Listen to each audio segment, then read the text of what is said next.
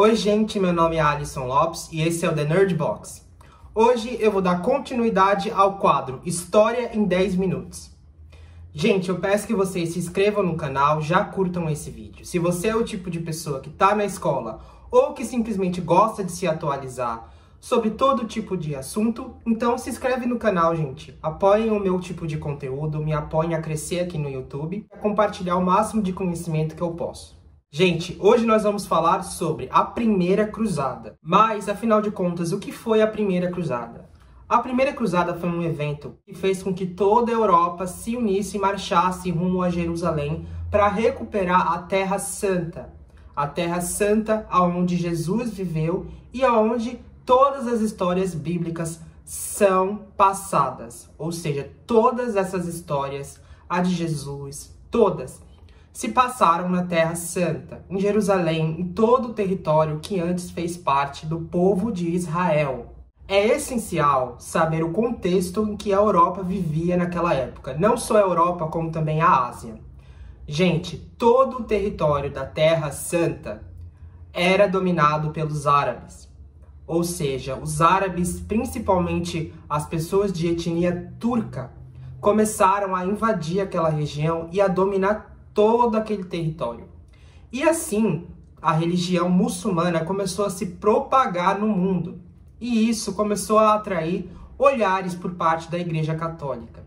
Ou seja, os membros do clero, o Papa mesmo, eles começaram a temer a expansão da religião muçulmana, a expansão dos povos árabes. E isso fez com que a igreja ficasse mais temerosa ainda quando o imperador de Bizâncio, Aleixo I, envia uma carta ao Papa, pedindo ajuda porque os turcos estavam invadindo o território de Constantinopla. E isso fez com que o Papa Urbano II ficasse temeroso. Não bastante com isso, os nobres da Europa estavam em constante luta por territórios. Ou seja, uns começavam a atacar os outros, seja por feudos, lutando por territórios, por diversas questões. E isso fez com que a igreja começasse a temer toda aquela situação. De um lado, os cristãos estavam se matando por territórios, e do outro lado, a religião árabe estava crescendo no mundo inteiro, principalmente na Terra Santa, que era a terra antes que viviam os judeus. Foi a terra onde Jesus andou. E todos esses territórios estavam dominados por pessoas que a igreja considerava hereges. Foi então que o Papa fez uma carta convocando todos os nobres. E ele fez uma reunião que ficou conhecida como Concílio de Clermont. Gente, o Concílio de Clermont teve como objetivo estabelecer como os europeus iriam chegar até a Terra Santa e expulsar os árabes. E nesse concílio, nessa reunião, participaram camponeses, nobreza e o clero. Gente, para vocês terem noção do nível de seriedade dessa reunião, até a plebe pôde participar. Ou seja, foi algo muito sério para a época. E um dos principais momentos dessa reunião foi o discurso do Papa. Eu peguei trechos desse discurso e eu vou ler um pouco para vocês. Ide, irmãos, ide com esperança ao assalto dos inimigos de Deus, que há muito dominam a Síria, a Armênia e países da Ásia Menor. Usurparam o sepulcro de Cristo e os principais artefatos da nossa fé. Somente nós, cristãos, sabemos o real valor da Terra Santa de Jerusalém e da Terra Sagrada de Israel. Estes hereges não permitem a entrada de nossos peregrinos para caminhar rumo à Terra Santa. Portanto, ide, soldados, e vossa fama se estenderá por todo o mundo. Gente, nesse discurso, o Papa enfatiza que todos os peregrinos que iam da Europa até Jerusalém peregrinar como uma maneira de expor a sua fé em Cristo, não podiam mais passar por aqueles territórios porque os árabes não permitiam. Não só isso, como várias outras questões. Judeus que viviam naquela região estavam sendo perseguidos. Cristãos estavam sendo perseguidos. Então foi aí que o Papa colocou isso no seu discurso. E fez esse discurso para todos os nobres plebeus todos que se encontravam naquele concílio, naquela reunião. E foi aí aonde os europeus se inspiram e reúnem os exércitos e vão rumo à Terra Santa. Primeiro eles passam por Roma e de lá eles vão peregrinando até Niceia e Antioquia, que também estavam sob o domínio dos árabes. Lá eles vão se encontrar com as tropas do imperador Aleixo I. Então eles rumam até a Terra Santa para combater os árabes. Além disso, gente, com essa união de todos os cristãos em prol dessa guerra, o Papa conseguiu unir as duas igrejas que haviam se separado. Em 1054, um pouquinho antes disso, houve uma separação, uma ruptura entre a Igreja Católica Apostólica Romana e a Igreja Católica Ortodoxa. E com essa reunião e com essa guerra, com essa iminente união entre os europeus, houve uma reunificação, uma breve reunificação. Nem que seja momentânea, mas houve. Então, ele conseguiu também unir as duas igrejas que haviam se separado em prol de uma causa. Estima-se que por volta de 35 mil pessoas, dentre essas muitos e muitos nobres e cavaleiros, participaram dessa guerra.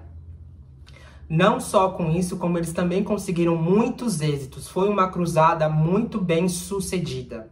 Assim que as tropas cristãs se juntaram com as tropas do exército bizantino do imperador Aleixo I, eles rumaram para Niceia. Niceia era a capital dos turcos na época.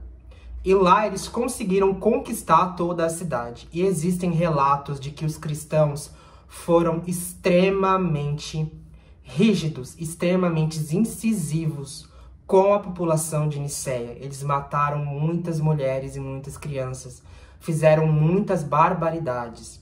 E isso é algo que traz ressentimento entre os árabes até os dias de hoje. Eles ainda são muito ressentidos por essa guerra, mesmo após mais de 1000 anos do acontecido. Então, é algo a se pensar, né? Eles estavam indo para uma causa, na cabeça deles era uma causa nobre, era uma causa de chegar lá, de recuperar a terra onde Jesus viveu. Mas eles foram brutais ao invadir Niceia. Pelo menos são os relatos da época. Assim que eles conseguiram conquistar a cidade de Niceia, eles foram rumo a Antioquia e o mesmo delito se repetiu. Eles conquistaram a cidade de Antioquia e depois foram rumo a Jerusalém. E chegando lá, eles também conquistam toda a terra de Jerusalém. E lá é estabelecido o reino cristão de Jerusalém, que era governado por uma família de origem europeia, uma família de nobres que veio junto com a comitiva de cavaleiros que invadiu toda aquela região. E assim eles estabeleceram o reino cristão de Jerusalém, que durou até o ano de 1187. Não só o reino de Jerusalém, como também várias outras cidades, como Niceia e Antioquia, viraram reinos que passaram a ser governados pelos descendentes dos nobres que vieram junto com a comitiva de cavaleiros durante a Primeira Cruzada. E ali eles vão permanecer até por volta do século XIII. Todavia, esses reinos só vão deixar de existir por conta de um rei chamado Saladino. Gente, o Saladino, no final do século XII, mais ou menos, ele vai começar a invadir todas essas regiões. E nisso, ele vai estabelecer um outro reino, que vai culminar na Segunda Cruzada, que é onde os cristãos vão invadir de novo para recuperar todo o território que foi dominado por Saladino. Gente, esse foi o meu resumo sobre a Primeira Cruzada e agora a gente vai fazer uma linha do tempo. Primeira parte. O contexto em que a Europa e o mundo viviam. A religião muçulmana se propagava por todo o Oriente Médio. Os turcos começavam a invadir Constantinopla. Aleixo I envia uma carta ao Papa. Chegando essa carta na Europa, o Papa vê a necessidade de unir todos os nobres, todos os cristãos, em prol de uma causa. E ele convoca o Concílio de Clermont, aonde ele fala que deveriam todos se unir para recuperar o território da Terra Santa. Segunda parte. Chegando na Terra Santa, eles se juntam com as tropas de Constantinopla, invadem Niceia, Antioquia e depois eles reconquistam Jerusalém. Terceira parte. após a reconquista de Jerusalém, é fundada o Reino Cristão de Jerusalém, que vai durar até por volta de 1187, e depois vai haver a Segunda Cruzada. Gente, esse foi o meu vídeo sobre a Primeira Cruzada. Se vocês gostaram, deixe o seu like aqui e, por favor, comentem para poder incentivar o meu trabalho e trazer cada vez mais esse tipo de conteúdo para vocês. Muito obrigado e até terça-feira!